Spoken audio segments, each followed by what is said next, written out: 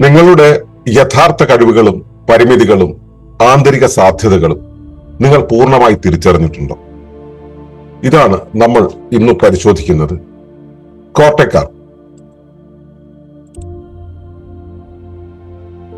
കോർട്ടെക്കാർ develops awareness through inner discovery and practice. നമ്മളിന്ന് 7ാമത്തെ അധ്യായത്തിലേക്ക് കിടക്കുകയാണ്. അത് പ്രായോഗിക അവബോധനം എന്നുള്ളതാണ്. അതായത് കോർട്ടെക്കാർ എന്നുള്ള പ്രാക്ടീസിനെ കുറിച്ചാണ് നമ്മളിവിടെ സംസാരിക്കുന്നത്. എന്താണ് കോർട്ടെക്കാവ്? കോർട്ടെക്കാർ എന്തെല്ലാം ഉൾക്കൊള്ളിച്ചിരിക്കുന്നു? കോർട്ടെക്കാർ എന്തെല്ലാം തിരിച്ചറിയാൻ സഹായിക്കുന്നു? കോർട്ടെക്കാർ എങ്ങനെ വ്യക്തിയെ മാറ്റുന്നു? എന്തുകൊണ്ട് കോർട്ടെക്കാർ പ്രാധാന്യം അർഹിക്കുന്നു? തുടങ്ങിയ വിഷയങ്ങളാണ് നമ്മൾ ഇന്ന് സംസാരിക്കുന്നത്. ഏവർക്കും നമസ്കാരം. ശുഭകരമാകട്ടെ, ഈ ദിനം സന്തോഷകരമാവട്ടെ, സൗഖ്യകരമാകട്ടെ. അനുഭവങ്ങളും അനുഭൂതികളും നമ്മെ ഇവരെയും നയിക്കുവാനാകട്ടെ. ആത്മയാനത്തിന്റെ സൈദ്ധാന്തികമായ തലങ്ങളിലൂടെ നമ്മൾ കടന്നുപോയി. എന്താണ് ആത്മം? എന്താണ് അവബോധം? ഈ അവബോധത്തിന്റെ തലങ്ങളിലൂടെയുള്ള യാത്ര, പരിവർത്തനം, ഒക്കെ പരിണാമം എങ്ങനെയാണ് സംഭവിക്കുന്നത് എന്നുള്ള കാര്യങ്ങളെല്ലാം നമ്മൾ മനസ്സിലാക്കി. അപ്പോ ശുദ്ധമായ ഒരു ആത്മത്തിന്റെ സമ്പൂർണമായ ഒരു സകലമായ അല്ലെങ്കിൽ പരമമായ ഒരു ആത്മത്തിന്റെ അവസ്ഥ നമ്മളിൽ ഉണ്ടായിട്ട് നമ്മളത് അറിയാതെ വ്യാവഹാരികമായിട്ടുള്ള കുറെ അവസ്ഥകൾ ജീവിക്കുന്നു. അതിൽ നിന്നും ആ പരമമായ ആത്മത്തിലേക്കുള്ള ഒരു യാത്രയാണ്. പരമമായ ആത്മം എന്ന് പറയുമ്പോൾ നമ്മുടെ സമ്പൂർണമായിട്ടുള്ള അബ്സല്യൂട്ട് ആയിട്ടുള്ള ഒരു ആത്മത്തിലേക്കുള്ള ഒരു യാത്ര. ആ യാത്രയാണ് നമ്മൾ ചെയ്യേണ്ടതെന്നും ആ യാത്രയ്ക്ക് ഒരു വാഹനം ആവശ്യമാണ് എന്നുമാണ് നമ്മൾ ആത്മയാനത്തിലൂടെ പഠിച്ചത്. ആ വാഹനത്തിന്റെ അകത്തേക്ക് കയറുവാനുള്ള ആദ്യ യോഗ്യത എന്ന് പറയുന്നത് എന്താണിത്, എന്താണ് ഈ സംഭവിച്ചു കൊണ്ടിരിക്കുന്നത് എന്നതിനെ കുറിച്ചുള്ള സൈദ്ധാന്തിക ജ്ഞാനമാണ്. അതിന്റെ അടിസ്ഥാനപരമായ കാര്യങ്ങൾ നമ്മൾ പഠിച്ചു കഴിഞ്ഞു.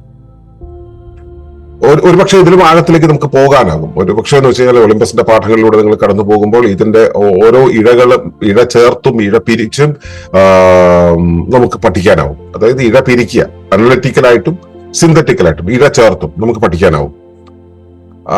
അത്രത്തോളം ഒരു യാത്ര ഇവിടെ ആവശ്യമുണ്ടോ എന്നുള്ളത് കൊണ്ട് നമ്മൾ അതിലേക്കൊന്നും പോകാതെ ഇതിന്റെ ആമുഖം എന്ന രീതിയിൽ പറഞ്ഞു പോയത്. അപ്പൊ ഇനി നമുക്ക് വേണ്ടത് ഇതിന്റെ പ്രായോഗികതയിലേക്ക് കടക്കുകയാണ്. അപ്പൊ ഈ മനസ്സിലാക്കിയ കാര്യങ്ങൾ നമ്മൾ പ്രായോഗികമായിട്ടുള്ള ഒരു അവസ്ഥയിലേക്ക് കടക്കുകയാണ്. അതുകൊണ്ടാണ് നമ്മൾ ഇതിലെ പ്രായോഗിക അവബോധനം എന്ന് പറയുന്നത്. സൈദ്ധാന്തിക അവബോധനം കഴിഞ്ഞു, ഇനി പ്രായോഗിക അവബോധനം. അപ്പോൾ പ്രായോഗിക അവബോധനത്തിന് നമ്മൾ പറയുന്ന ആദ്യത്തെ കാര്യം എന്ന് പറയുന്നത് കോർട്ടെക്കാർവാണ്. എന്താണ് കോർട്ടെക്കാർവ്?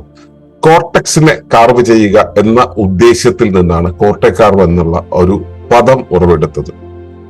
കോർട്ടെക്കാർവ് എന്ന് പറയുന്നത് ഏതാണ്ട് 1998 കാലഘട്ടത്തിൽ നമ്മളിവിടെ തത്തമംഗലത്ത്, അന്ന് അത് ഒളിമ്പസിന്റെ കമ്മ്യൂൺ ആയിട്ടാണ് പ്രവർത്തിക്കുക. അന്ന് ഗുരുകുലം എന്നുള്ള രൂപത്തിലായിട്ടില്ല.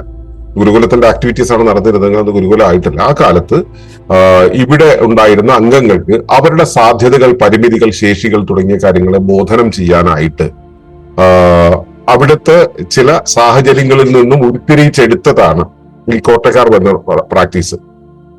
അതില് ശരീരത്തിന്റെ കൂട്ടമായിട്ടുള്ള വ്യക്തികളുടെ, അതായത് കൂട്ടായ്മയുള്ള ആളുകളുടെ ശരീരത്തിന്റെ ചലനമുണ്ട്, താളാത്മകമായ ചലനമാണ്. അതുപോലെ തന്നെ വസ്തുക്കളുമായിട്ടും വസ്തുതകളുമായിട്ടും ഒക്കെ കണക്ട് ചെയ്തുകൊണ്ടുള്ള പ്രവർത്തനമാണ്. അപ്പൊ ഇത് ചെയ്യുന്നതിലൂടെ ഓരോരുത്തർക്കും എത്രത്തോളം ശേഷികളും പരിമിതികളും ഉണ്ട് എന്ന കാര്യം, തന്റെ പരിസരവുമായി ചേർന്നിണങ്ങി പോകുവാനുള്ള എത്രത്തോളം ശേഷികളുണ്ട് എന്നുള്ള കാര്യം ബോധ്യം വരുത്താനായിട്ടാണ് നമ്മൾ ഈ ഒരു അവസ്ഥ, ഈ ഒരു പ്രാക്ടീസിലേക്ക് നമ്മൾ കടന്നു വന്നത്. അപ്പോൾ അന്ന് നമുക്ക് അവൈലബിൾ ആയിട്ടുള്ള അറിവുകളും അവൈലബിൾ ആയിട്ടുള്ള വ്യക്തികളെയും ഒക്കെ വെച്ചാണ് ഡെവലപ്പ് ചെയ്തതെങ്കിൽ ഈ കഴിഞ്ഞ ഏതാണ്ട് 30 അല്ലെങ്കിൽ കഴിഞ്ഞ 10-28 വർഷങ്ങൾ കൊണ്ട് അത് വല്ലാതെ ഡെവലപ്പ് ചെയ്ത് വന്നിട്ടുണ്ട്. ഈ കോർട്ടെക്കാർവിൽ നിന്നാണ് നമ്മൾ ഈ പ്രാക്ടീസിന്റെ, നമ്മൾ ഇന്നത്തെ ദിവസം തുടക്കത്തിൽ നമ്മൾ ഉപയോഗിച്ച ചയോഗ സാധനയൊക്കെ ഉണ്ടായിട്ടുള്ളത്.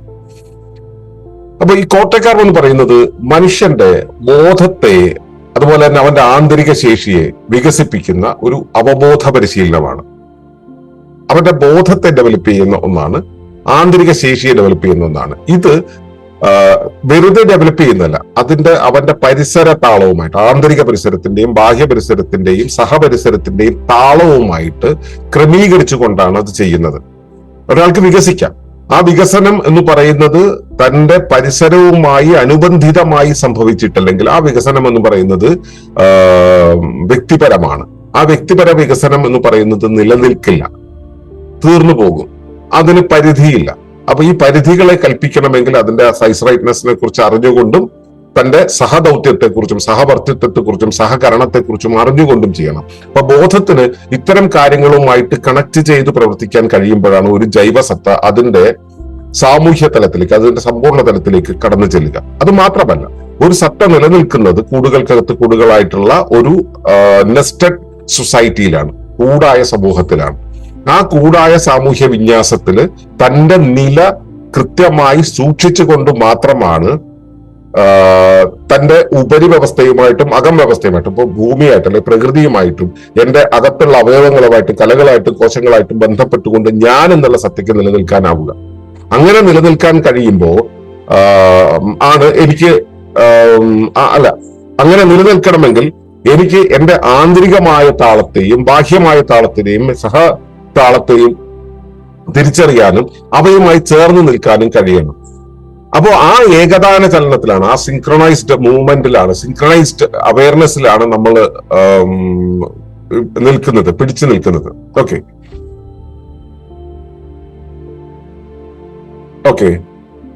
അപ്പോ ഇതാണ് കോട്ടക്കാർ പറയുന്നത്. ഇത് ശാരീരിക മാനസിക ആത്മീയ തലങ്ങളിലെ ഉള്ള ബോധവികാസത്തെയാണ് ഉണ്ടാക്കി തരുന്നത്. അത് ഫിസിക്കലി ഇത് നമ്മളെ സപ്പോർട്ട് ചെയ്യും. ഫിസിക്കലി നമുക്കുള്ള ലിമിറ്റേഷൻസ് ഉണ്ട്, നമുക്ക് സിൻക്രണൈസ് ചെയ്യാനുള്ള ലിമിറ്റേഷൻസ് ഉണ്ടെങ്കിൽ ആ ലിമിറ്റേഷൻസ് നമുക്ക് ബോധ്യപ്പെടുത്തി തരും. അതിനെ അതിജീവിക്കാൻ എന്ന് വെച്ചാൽ സാധ്യമായ അളവിലുള്ള അതിജീവനത്തിന് അത് സപ്പോർട്ട് ചെയ്യും. ഇത് തന്നെ മെന്റൽ റെലമിലും സ്പിരിച്വൽ റെലമിലും ഇതേ കാര്യങ്ങൾ തന്നെ കണ്ടെത്തി തരും നമുക്ക്. അത് പ്രാക്ടീസ് ചെയ്യുന്ന വ്യക്തിയുടെ ഇൻവോൾവ്മെന്റിനനുസരിച്ച് അവരുടെ ബോധ്യത്തിനനുസരിച്ചാണ് ഉണ്ടാവുക എന്നുള്ളതാണ്. അപ്പോ അതില് കോട്ടക്കാരിൽ അപ്പൊ നമ്മൾ പ്രാക്ടീസ് ചെയ്യുന്നത് ഫിസിക്കൽ പ്രാക്ടീസസ് ഉണ്ട്, മെന്റൽ പ്രാക്ടീസ് ഉണ്ട്, സ്പിരിച്വൽ പ്രാക്ടീസുകൾ ഉണ്ട്. അത് ഗ്രൂപ്പായിട്ടാണ് മിക്കവാറും ചെയ്യുക. ചില പ്രാക്ടീസുകൾ ഒറ്റയ്ക്ക് ചെയ്യാവുന്നതുണ്ടെങ്കിലും ഗ്രൂപ്പായിട്ടാണ് ചെയ്യുക. ഗ്രൂപ്പ് പ്രാക്ടീസിന്റെ ആവശ്യം എന്ന് വെച്ചാൽ ഈ സിൻക്രണോസിറ്റി എന്ന കാര്യം കൃത്യമായിട്ട് മനസ്സിലാകാൻ വേണ്ടിയിട്ടാണ്. അത് ഇക്കോസെൻട്രിക് മെത്തേഡ്സിലൂടെയാണ് കൈകാര്യം ചെയ്യുക. ഇതിന് ശരീരത്തെയോ മനസ്സിനെയോ അല്ലെങ്കിൽ പരിസരത്തെയോ ഏതെങ്കിലും വിധത്തിൽ ഹനിക്കുന്ന രീതിയിലോ അതിനെ ബുദ്ധിമുട്ടിക്കുന്ന രീതിയിലോ അതിനെ കോൺഫ്ലിക്റ്റ് ഉണ്ടാക്കുന്ന രീതിയിലോ നമ്മൾ ചെയ്യില്ല. അതുകൊണ്ട് തന്നെ ഈ പ്രാക്ടീസ് ചെയ്യുന്ന സമയത്ത് ആർക്കെങ്കിലും അത് ചെയ്യാനുള്ള വിരുദ്ധതയോ വിയോജിപ്പോ അതല്ല ചെയ്യണമെന്ന് അറിഞ്ഞില്ല. നമ്മൾ പലപ്പോഴും നിർദ്ദേശം കൊടുത്തുകൊണ്ടല്ല ഇതിലേക്ക് കയറുക. അപ്പൊ പലപ്പോഴും അറിയുന്നില്ല, ചെയ്യണമെന്ന് അറിഞ്ഞില്ല, അല്ലെങ്കിൽ ചെയ്യണമെന്ന് തോന്നിയില്ല എങ്കിലും നമ്മൾ അവരെ ഈ ഒരു ധാരയിലേക്ക് ക്ഷണിക്കുക പോലുമില്ല. അത് തനിയെ സംഭവിക്കേണ്ടതാണ്. ഇതൊരു അവബോധത്തിന്റെ പരിശീലനമാണ്, അവബോധത്തിന്റെ ഒരു തരം വ്യായാമമാണ്. അവബോധത്തെ ഉപയോഗിച്ചുകൊണ്ടാണ് നമ്മൾ ഈ ഒരു പ്രാക്ടീസിലൂടെ കടന്നു പോകുന്നത്. ഓക്കെ. അപ്പോ ഈ കോട്ടക്കാർ ചെയ്യുന്ന സമയത്ത് നമ്മളിൽ ഉണ്ടാകുന്നത് എന്താ വെച്ചാൽ, നമ്മൾ ആദ്യം ഉണ്ടാക്കുക ഈ കോട്ടക്കാർ ചെയ്യുന്ന സമയത്തുള്ള കുറെ ചിന്തകൾ ഉണ്ടാവുന്നു. അതുപോലെ തന്നെ നമ്മുടെ വികാരങ്ങൾ, ഇതെന്താണ് ഇങ്ങനെ എന്നുള്ള രീതിയിലാണ് ചിന്ത തുടങ്ങിയിട്ട് ഇതിങ്ങനെ വെക്കുമ്പോൾ അങ്ങനെ ആവുമോ, അങ്ങനെ വെക്കുമ്പോൾ ഇങ്ങനെ ആവുമോ എന്നുള്ള രീതിയിലാണ് കോട്ടക്കോർ പ്രാക്ടീസിന്റെ തുടക്കത്തിൽ വരിക. അത് പിന്നീട് നമ്മുടെ വികാരങ്ങളെ ഇളക്കാൻ തുടങ്ങും, നമ്മുടെ ഇന്ദ്രിയങ്ങളെ നമ്മൾ ഉപയോഗിക്കാൻ തുടങ്ങും, ഇന്ദ്രിയത്തെ കുറിച്ചുള്ള ബോധം നമുക്ക് ഡെവലപ്പ് ചെയ്യാൻ തുടങ്ങും.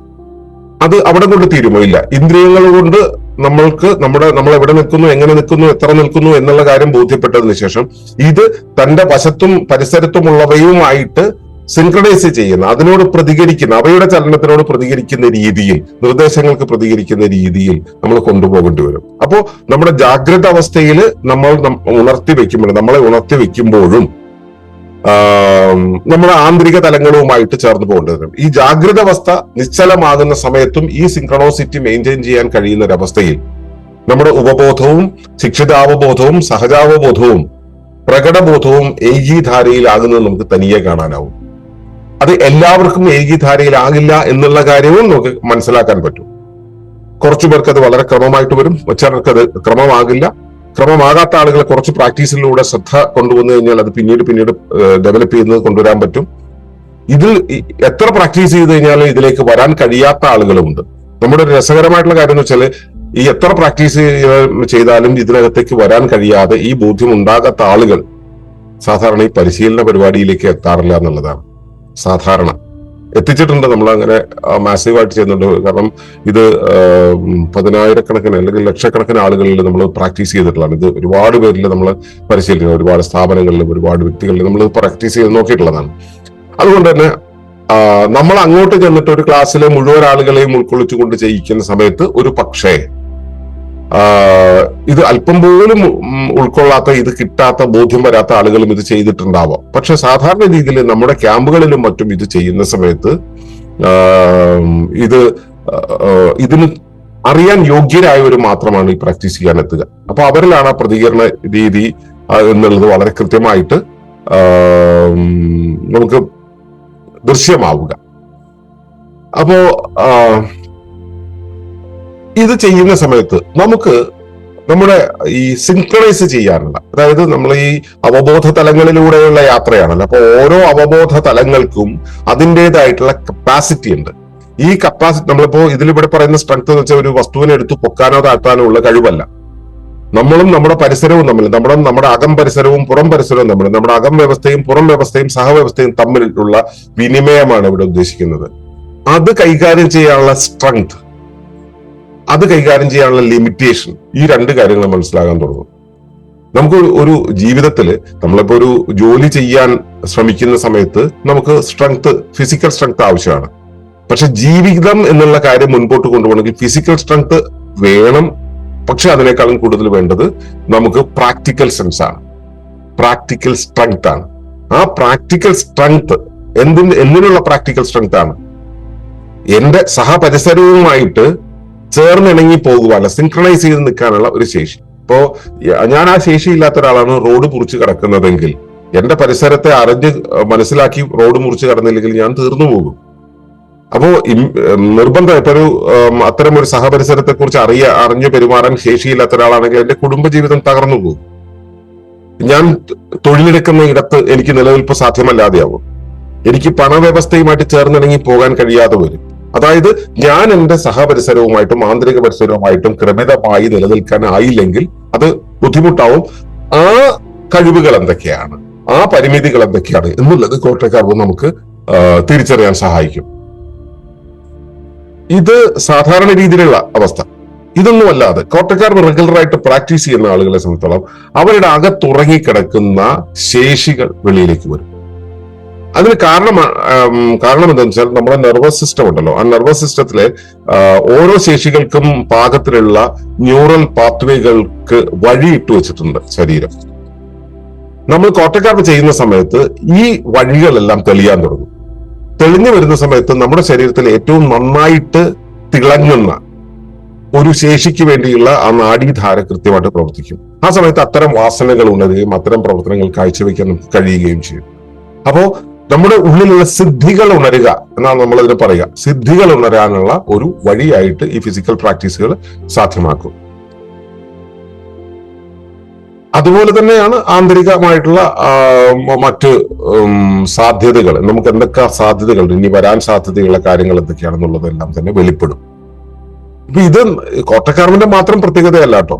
ലോകത്തുള്ള എല്ലാ മാർഷ്യൽ ആർട്ടുകളും, ബോധത്തെ ആധാരമാക്കി പ്രവർത്തിക്കുന്ന എല്ലാ മാർഷ്യൽ ആർട്ടുകളും ഈ വിധത്തിൽ തന്നെയാണ് ഉണ്ടായിട്ടുള്ളത്. നമ്മുടെ നാട്ടിലെ കളരി, അതിന്റെ മാതാവായിട്ടുള്ള തമിഴ്നാട്ടിലെ സിലമ്പാട്ടം എന്ന് പറയുന്നത്, സിലമ്പം എന്ന് പറയുന്നത്, തായ്ച്ചി, ചിഗോങ്, പിന്നെ എന്താ പറയുക ശിവനാട്ട, ഇതുപോലുള്ള പ്രാക്ടീസുകളെല്ലാം, നമ്മുടെ കരാത്തെ, കുങ്ഫു തുടങ്ങിയ കാര്യങ്ങളെല്ലാം തന്നെ ശരിയാം വിധം പ്രാക്ടീസ് ചെയ്യുകയാണെങ്കിൽ ഈ അവസ്ഥയിലേക്കൂടെ തന്നെയാണ് പോവുക. ചിലത് അയോധന കല എന്നുള്ള രീതിയിൽ അക്രമവും പ്രതിരോധവുമായിട്ട് ബന്ധപ്പെട്ട് വരുന്ന സമയത്ത് ഇവിടെ ഇതൊരു ഡൈനാമിക് മെഡിറ്റേഷൻ ടെക്നിക്കിലൂടെ നമ്മൾ ഇത് ചെയ്യുന്നു. നമ്മളിപ്പോ ഒന്നിനെ ആക്രമിക്കാൻ വേണ്ടിയിട്ടല്ല, നമ്മുടെ അവബോധത്തെ ഉണർത്തിയെടുക്കാനും തിരിച്ചറിയാനും വേണ്ടി നമ്മൾ ഇവിടെ ഉപയോഗിക്കുന്നു. അത് തിരിച്ചറിയാനാണ് ഈ കോട്ടക്കാർവ് സഹായിക്കുന്നത്. ഇതുപോലുള്ള അയോധന മുറകളെല്ലാം തന്നെ അത്തരത്തിൽ സഹായിക്കുകയും ചെയ്യുമെന്നത് കൂടെ ചേർത്ത് വായിക്കും. ഈ കോട്ടക്കാർവ് എങ്ങനെയാണ് ഒരു വ്യക്തിയെ ചേഞ്ച് ചെയ്യുന്നത് എന്നുള്ളത് മനസ്സിലാക്കുക. സിമ്പിളായിട്ട് എടുത്തു പറയാവുന്ന കാര്യം എന്ന് വെച്ചാൽ, ഒന്ന് കൃത്യമായിട്ട് ഫോക്കസ് ചെയ്യാൻ നമുക്ക് കഴിയും. നല്ല രീതിയിൽ ഫോക്കസ് ഇംപ്രൂവ്മെന്റ് ഉണ്ടാവും. പിന്നെ പൊരുത്തപ്പെടല്, നമ്മൾ ഏത് സാഹചര്യമാണെങ്കിലും വ്യക്തികളാണെങ്കിലും ഇപ്പൊ ശബ്ദമാണെങ്കിലും പ്രകാശമാണെങ്കിലും ഇതിനോടൊക്കെ തന്നെ കാഴ്ചയിലൂടെ വരുന്ന കാര്യങ്ങൾ, കേൾവിയിലൂടെ വരുന്ന കാര്യങ്ങൾ, ബുദ്ധിയിലൂടെ വരുന്ന കാര്യങ്ങൾ, നിർദ്ദേശങ്ങളായിട്ട് വരുന്ന കാര്യങ്ങളുമായിട്ട് അഡാപ്റ്റ് ചെയ്യാനുള്ള ഒരു അഡാപ്റ്റബിലിറ്റി, അനുയോജ്യത എന്ന് പറയുന്നത്, അതിനോട് പൊരുത്തമാകുന്ന ഒരു അവസ്ഥ നമ്മളിൽ ഉണ്ടാവും. ഈ പൊരുത്തപ്പെടാനുള്ള ശേഷിയാണ് ജ്ഞാനം എന്ന് പറയുക. ആ ജ്ഞാനം ഉണരും എന്നാണ് ഈ പറഞ്ഞു വന്നത്. അതുപോലെ തന്നെ അത് നമുക്ക് വളരെയധികം ഇന്നർ ക്ലാരിറ്റി തരും. എന്താണ് പുറത്തുള്ളത്, എന്താണ് അകത്തുള്ളത്, എന്താണ് അതിനിടയിലുള്ള ഞാൻ എന്നുള്ള ഒരവസ്ഥയെ കുറിച്ചുള്ള പ്രായോഗിക ജ്ഞാനം വരുന്ന സ്ഥലത്ത് ഈ പുറത്തും അകത്തും ഞാനും തമ്മിലുള്ള ആ ഒരു രേഖയുണ്ടല്ലോ, ഇത് മൂന്നിനെയും ചേർക്കുന്ന ആ ഒരു ഇടനാഴി ഉണ്ടല്ലോ, അത് തുറന്നിരിക്കും. അത് തുറന്നിരിക്കുമ്പോൾ അകത്തും പുറത്തുമുള്ളവയെ കൃത്യമായിട്ട് കാണും. അകത്തിന്റെ അകത്തേക്കും പുറത്തിന്റെ പുറത്തേക്കും നമുക്ക് കാണുവാനുള്ള ക്ലാരിറ്റി, സ്ഥലകാലങ്ങൾക്കും അതീതമായിട്ട്, വസ്തുതകൾക്കും അതീതമായിട്ട് കാര്യങ്ങളെ കാണാനുള്ള ക്ലാരിറ്റി പതിയെ തെളിഞ്ഞു വരും. ഇത് പ്രാക്ടീസ് ചെയ്തതിന്റെ പിറ്റേ ദിവസം തെളിഞ്ഞു വരുന്നല്ല, റെഗുലർ ആയിട്ട് പ്രാക്ടീസ് ചെയ്യുന്നവർക്ക് അത് തെളിഞ്ഞു വരും. അത് നമുക്കുള്ള ഒരു ആത്മബോധത്തിന് കാരണമാണ്. ആത്മബോധത്തിന് കാരണമാകുന്നു മാത്രമല്ല, ഈ ഒരു ക്ലാരിറ്റി ഉണ്ടാകുന്ന സമയത്ത് ഇന്നർ ബാലൻസ് ഉണ്ടാവും, അകത്ത് ഒരു വല്ലാത്ത തുലനത ഉണ്ടാവും. കോട്ടക്കാട് ചെയ്യുന്ന സമയത്ത് നമുക്ക് വളരെ കോൺഷ്യസ് ആയിട്ട് നമ്മളെ ട്രാൻസ്ഫോം ചെയ്യാൻ നമുക്ക് പറ്റും. നമ്മുടെ ഘട്ടം ഘട്ടമായിട്ടുള്ള മാറ്റം നമുക്ക് കാണാൻ പറ്റും. അതിങ്ങനെ കൂട്ടി കൊണ്ടുവരുന്നത് കാണാൻ പറ്റും. അത് ഉറപ്പാണ്. അതിനൊരു ഒപ്റ്റിമം ലെവൽ ഉണ്ട്, ഓരോ വ്യക്തിക്കും എത്താവുന്ന ഒരു ലെവൽ ഉണ്ട്. ഈ ലെവൽ വരെ പോകാൻ പറ്റും. പക്ഷെ ആ ലെവല് സാധാരണ സ്കൂൾ ക്ലാസ്സുകളിൽ, അതായത് കുരങ്ങനെ നീന്താനും ആമയെ മരം കയറാനും പഠിപ്പിക്കുന്ന ഒരു സ്കൂൾ സിസ്റ്റം നമുക്കുണ്ടല്ലോ, ആ സ്കൂൾ സിസ്റ്റത്തിൽ കൂടെ പോകുമ്പോൾ നമുക്ക് ഒരിക്കലും ബോധ്യമാകാതെ പോകുന്ന ഒട്ടേറെ ശേഷികൾ ഇവിടെ നിന്നും നമുക്ക് തിരിച്ചറിയാൻ പറ്റും. ആ തിരിച്ചറിവിന്റെ പരമാവധിയിലേക്ക്, അയാളുടെ പരമാവധിയിലേക്ക് കൊണ്ടുപോകുവാൻ കൊട്ടക്കാരനെ സഹായിക്കും. ഇത് സ്ഥിരമായ പരിശീലനം ഉണ്ടെങ്കിൽ മാത്രമേ ഈ ഉയർന്ന സാധ്യതയിലേക്ക് കൊണ്ടുപോകുള്ളൂ. ഒരു പ്രാവശ്യം ചെയ്തത് കൊണ്ട് ഇത് ആവണമെന്നില്ല. അപ്പോ നമ്മളിവിടെ ആത്മയാനത്തില് നമ്മൾ കോട്ടക്കാരം ഉപയോഗിക്കുന്നത് എന്തിനാണ്? നമ്മൾ ധ്യാനം അല്ലെങ്കിൽ ആത്മസാക്ഷാത്കാരം എന്നുള്ളൊരു അവസ്ഥയിൽ എന്തിനാണ് ഈ ഒരു അവസ്ഥ നമ്മൾ ഉപയോഗിക്കുന്നത്? ഇപ്പോ സെൻ ബുദ്ധിസ്റ്റ് രീതിയിൽ അല്ലെങ്കിൽ ബുദ്ധിസ്റ്റ് സ്ട്രീമിലൊക്കെ ഈ അയോധന കലകൾക്ക് വളരെയധികം പ്രാധാന്യമുണ്ട് ആത്മീയ സാധനയിൽ. നമ്മുടെ ഇവിടെ അയോധന കല എന്നുള്ള രൂപത്തിൽ ഉപയോഗിക്കുന്നില്ല, എങ്കിലും യോഗം, ജപം തുടങ്ങിയ കാര്യങ്ങൾ ഇവിടെ അതിലേക്ക് എത്തിക്കാൻ ശ്രമിക്കുന്നുണ്ട്. അതും ശാരീരിക അഭ്യാസങ്ങൾ തന്നെയല്ലേ? അപ്പോ എന്താണെങ്കിലും ഈ ഞാൻ പറഞ്ഞ ആ ഒരു ഇന്നർ ക്ലാരിറ്റി ഉണ്ടായിട്ട് നമ്മളെ ഒരു ഫ്ലോ സ്റ്റേറ്റിലേക്ക് എത്തിക്കുന്ന ഒരു അവസ്ഥയാണ് കോട്ടക്കാർ പ്രാക്ടീസിലൂടെ ഉണ്ടാവുന്നതെങ്കിൽ അത് നമ്മളെ സ്വയം മനസ്സിലാക്കാനുള്ള, ശരിയായ രീതിയിൽ നമ്മളെ സ്വയം മനസ്സിലാക്കാനുള്ള ഒരു അവസ്ഥയിലേക്ക് കൊണ്ടുപോകും. ഈ ശരിയായ രീതിയിൽ എന്ന് എടുത്തു പറയാൻ കാര്യം വെച്ചാൽ ശരിയല്ലാത്ത രീതിയിലും സ്വയം മനസ്സിലാക്കുന്നവർ ഒരുപാട് പേരുണ്ട്. അതിനെയാണ് അഹങ്കാരം എന്ന് നമ്മൾ സാധാരണ വിളിക്കുക. അഹമെന്ന് ഇങ്ങനെ ഇൻവെർട്ടോടിട്ട് വിളിക്കാൻ പറ്റുന്ന ആ ശരിയല്ലാത്ത ബോധമാണ്. ഇത് ശരിയായ ബോധത്തിലേക്ക് നമ്മളെ കൊണ്ടുപോകാൻ പറ്റും. നമ്മൾ കഴിഞ്ഞ ദിവസമൊക്കെ സംസാരിച്ച ആ ഒരു അവബോധ പരിവർത്തനം നമ്മളിൽ സാധ്യമാകും. അതുമാത്രമല്ല, അത് നമ്മുടെ ആന്തരികമായ ശേഷികളെ ഡെവലപ്പ് ചെയ്യും. ബോധപൂർവം പൊരുത്തപ്പെടാൻ നമുക്ക് കഴിയും. ഈ നമ്മുടെ ശരീരത്തിന്റെ ചൈതന്യമുണ്ടല്ലോ, ആ ചൈതന്യം എവിടേക്ക്, എത്രത്തോളം, എങ്ങനെ കൊണ്ടുപോകണം എന്ന കാര്യം, ഇപ്പൊ ഇടത്തേക്ക് കൊണ്ടുപോകണോ, വലത്തേക്ക് കൊണ്ടുപോകണോ, ഒരു പ്രത്യേക പ്രദേശത്തേക്ക് കൊണ്ടുപോകണോ എന്ന കാര്യം, നമ്മുടെ വൈറ്റാലിറ്റിയെ നമ്മൾ ഏത് ദിശയിലേക്ക് കൊണ്ടുപോകണം എന്നുള്ള കാര്യം, അതിനുവേണ്ടി ചിന്തയെ ഏത് രൂപത്തിൽ പരുവപ്പെടുത്തണം എന്നുള്ള കാര്യത്തിൽ നമുക്ക് കൃത്യമായിട്ടൊരു ബോധ്യം അവിടെ കിട്ടും. അത് ശരിക്കും പ്രകൃതിയെ ആധാരമാക്കിയുള്ള ഒരു ആത്മീയ പരിശീലനത്തിന്റെ, ആത്മീയമായിട്ടുള്ള ഒരു മണ്ഡലത്തിന്റെ, ഒരു തട്ടകത്തിന്റെ മേലേക്കാണ് നമ്മൾ ഈ കൊട്ടക്കാവ് കയറ്റിവിടുക. ഇത് ഒരു പ്രാക്ടിക്കൽ വേ ഓഫ് അണ്ടർസ്റ്റാൻഡിങ് ആണ്, ഒരു കോൺഷ്യസ് റെവല്യൂഷനുള്ള വഴിയാണ് ഈ കൊട്ടക്കാവ് എന്ന് പറയുന്നത്. അത് മനസ്സിലാക്കുക. അപ്പോ നമ്മൾ ആദ്യം ചോദിച്ച ചോദ്യം ഇതാണ്: നിങ്ങളുടെ യഥാർത്ഥ കഴിവുകളും പരിമിതികളും ആന്തരിക സാധ്യതകളും നിങ്ങൾ പൂർണ്ണമായി തിരിച്ചറിഞ്ഞിട്ടുണ്ടോ എന്ന്. അതിന് ഈ കേട്ട കാര്യങ്ങളും വെച്ചിട്ട് നിങ്ങൾക്ക് വേണ്ടത് സെൽഫ് ഒബ്സർവേഷൻ ആണ്. പിന്നെ നിങ്ങളുടെ ഹിഡൻ പൊട്ടൻഷ്യൽ എന്താണെന്നുള്ളതിനെ കുറിച്ചുള്ള ഒരു അന്വേഷണമാണ്. പിന്നെ നമ്മുടെ അല്ലെങ്കിൽ ഹിഡൻ പൊട്ടൻഷ്യാലിറ്റി എന്താണെന്ന് അന്വേഷിച്ച് അത് കണ്ടെത്തലാണ്. അതുപോലെ തന്നെ നമ്മുടെ ലിമിറ്റേഷനെ കുറിച്ചുള്ള ഒരു അവയർനെസ്, നമ്മളെ പരിമിതി എത്രത്തോളമാണെന്നുള്ളത് ആ ഉള്ളിലൂടെയുള്ള ഒരു കണ്ടെത്തലാണ്. അപ്പോൾ ഇത് ചെയ്യുന്ന സമയത്ത് ആണ് നിങ്ങൾക്കത് മനസ്സിലാവുക, നിങ്ങളുടെ പരിമിതികളും ആന്തരിക സാധ്യതയും മനസ്സിലാവുക. അത് അവിടെ കോട്ടക്കാർവാണ് അതിനുള്ള വഴിയായിട്ട് നമ്മൾ കാണുന്നത്. കാരണം കോട്ടക്കാർവിന് മറ്റ് അയോധനകളിൽ നിന്നും കുറച്ച് വ്യത്യാസമുണ്ട്. ചില കാര്യങ്ങളിലൊക്കെ ചില പ്രത്യേക നിയന്ത്രണങ്ങളും ചില പ്രത്യേക ശ്വാസക്രമങ്ങളും ചില പ്രത്യേകതരം പ്രാണഗതികളും ഒക്കെ അതിനോട് ചേർത്ത് വെച്ചിട്ടുണ്ട്. അപ്പോൾ അത് നിങ്ങൾ പ്രാക്ടീസ് ചെയ്യുമ്പോൾ മനസ്സിലാവും. അപ്പോൾ എന്താണെങ്കിൽ ഈ കോട്ടക്കാർവ് എന്ന് പറയുന്നത് പ്രാക്ടീസിലൂടെയാണ് നമ്മൾ ആത്മയാനത്തിന്റെ ആദ്യ ചുവടിലേക്ക് കടക്കുന്നത്. അപ്പോൾ അതിലൂടെ കടക്കുന്ന സമയത്ത് നിങ്ങൾക്ക് നിങ്ങളുടെ സാധ്യതയെ പൂർണ്ണമായിട്ട് തിരിച്ചറിയാൻ കഴിയും. നമ്മുടെ ആന്തരികമായിട്ടുള്ള ശേഷികൾ, പരിമിതികൾ ഇവയെ ബോധ്യപ്പെടുത്താൻ കഴിയും. നമുക്ക് ബാലൻസ് ചെയ്യാൻ പറ്റും. നമ്മുടെ emotional balance, mental balance, physical balance ചെയ്യാൻ പറ്റും. നമുക്ക് നമ്മുടെ പരിസരവുമായിട്ട് ഏകോപനത്തിലായിരിക്കാൻ പറ്റും. അങ്ങനെ ആയിരുന്നു കൊണ്ടാണ് ആത്മയാനത്തിലൂടെ നമ്മൾ യാത്ര ചെയ്തത്. അപ്പോൾ ആത്മയാനത്തിന്റെ ഈ യാത്രയിൽ നമുക്ക് ആദ്യമായിട്ട് പ്രായോഗിക പരിശീലനമായിട്ട് നമ്മൾ മുൻപോട്ട് വയ്ക്കുന്നത് കോട്ടക്കാർവാണ്. ആ കോട്ടക്കാർവിന്റെ വഴിയിലേക്ക് അതിനെ അറിയാൻ നിങ്ങളെ സ്വാഗതം ചെയ്തുകൊണ്ട് ഞാൻ ഇവിടെ നിർത്തുന്നു. കോട്ടക്കാർവിനെ കുറിച്ചുള്ള കൂടുതൽ വിവരങ്ങളുമായിട്ട് നാളെ വീണ്ടും നമുക്ക് സന്ധിക്കാം. അതുവരേക്കും നന്ദി, നമസ്കാരം. തുടർന്ന് കാണുന്നതിന് മുമ്പായി ഈ വിഷയം ഇഷ്ടമായെങ്കിൽ ഒന്ന് ലൈക്ക് ചെയ്യുക, കമന്റ് ചെയ്യുക, ഷെയർ ചെയ്യുക. നിങ്ങൾ പ്രകൃതിയെ ഇഷ്ടപ്പെടുന്നുവെങ്കിൽ ഈ ചാനൽ ഒന്ന് സബ്സ്ക്രൈബ് ചെയ്യുക.